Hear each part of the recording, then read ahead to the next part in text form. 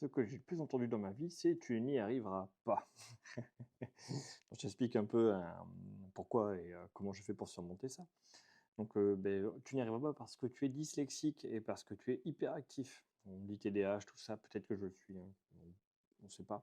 En tout cas, l'hyperactivité, c'est sûr. Tous mes amis, ma famille pour vous le dire est dyslexique, c'est aussi sûr. Bon, j'ai fait diagnostiquer, mais tardivement, parce qu'à l'école de kiné, on m'embêtait, les professeurs refusaient de lire mes devoirs, mes comptes rendus d'examen parce que j'écrivais mal, qu'ils ne comprenaient pas ce qu'il y avait dedans. J'écrivais trop mal avec trop de fautes d'orthographe, ils refusaient de lire. J'ai dû, demander, à la directrice de l'école, à l'époque, hein, à Bordeaux, j'aurais pas dû dire ça, bon voilà, d'orthophonie, de faire un bilan diagnostic pour dire: «Regardez, je vous demande pas, un tiers-temps de plus, hein, ce que je vous demande, c'est juste de lire mes copies, s'il vous plaît». Non, ça m'a permis d'arrêter d'avoir 8 et d'avoir 10, alors que franchement, je pense que ça valait 18, hein.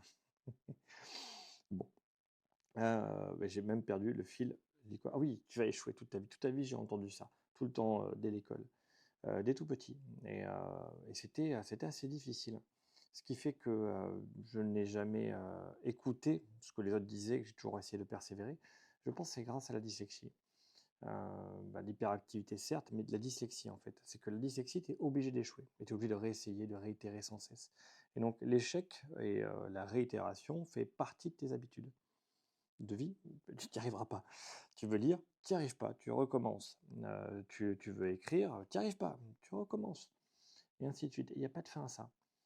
Donc voilà, l'apprentissage de l'échec et le fait de rebondir dessus est une chose nécessaire.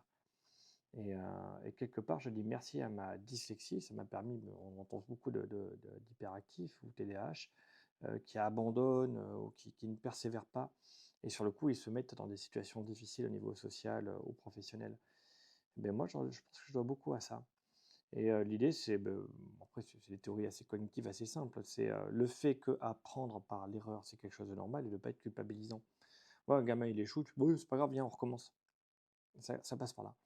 Dès 2 ans, hein, je pense que c'est plié. À 3 ans, c'est fini. Bon, ça commence tôt. Donc, quand ton petit, il fait quelque chose, tu vas pas le gronder, il fait tomber un truc, il casse, tu fais: «Bon, ben, on va le réparer. On peut le réparer ou pas, on va prendre les morceaux, on va le réparer ensemble. On n'y arrive pas. Bon, on le met à la poubelle». Je sais pas, il fait tomber quelque chose, un verre par exemple, on peut pas le réparer, il fait: «Bon, ensemble, on va le mettre à la poubelle, on va prendre la balayette, le machin» et ces enchaînements d'actions sont la punition, mais plutôt l'enchaînement logique d'actions fait qu'au final, tu vois, mon gamin, il fait plus vraiment tomber les verres. Bon, parce qu'il fait plus attention, parce qu'il a appris que ramasser le verre qui est cassé et le mettre à la poubelle, c'est pas très amusant. Ça l'amusait quand il avait pas encore les compétences, entre 2 et 5 mois, on va dire, 2 ans et 2 ans et 5 mois.